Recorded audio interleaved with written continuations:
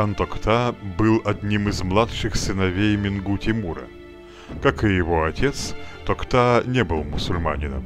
По вероисповеданию он был, вероятнее всего, буддистом. В начале своего правления Токта приложил немало усилий, чтобы сбросить с себя зависимость от Беклярибека Ногая, который в собственных интересах возвел Токту на трон. После долгой борьбы Токта одержал верх над Ногаем и принялся за восстановление единства Золотой Орды, которая сильно пошатнулась из-за кризиса последних лет.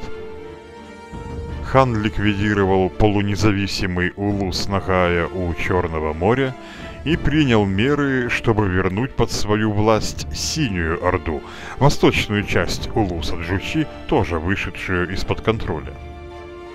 В правлении Токты случились трехлетняя засуха и жестокий голод, во время которых жителям Золотой Орды ради выживания приходилось продавать своих детей работорговцам.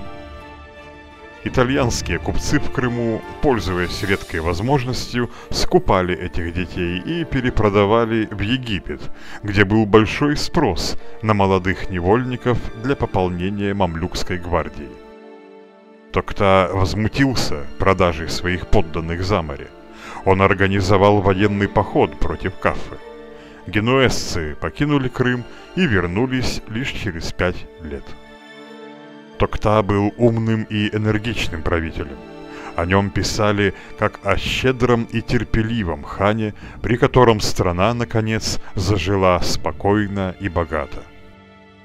Токта погиб в возрасте 38 лет при странных обстоятельствах. Сообщали, будто бы он утонул, плавая на корабле по Волге. Вероятно, его гибель была подстроена недругами хана среди знати.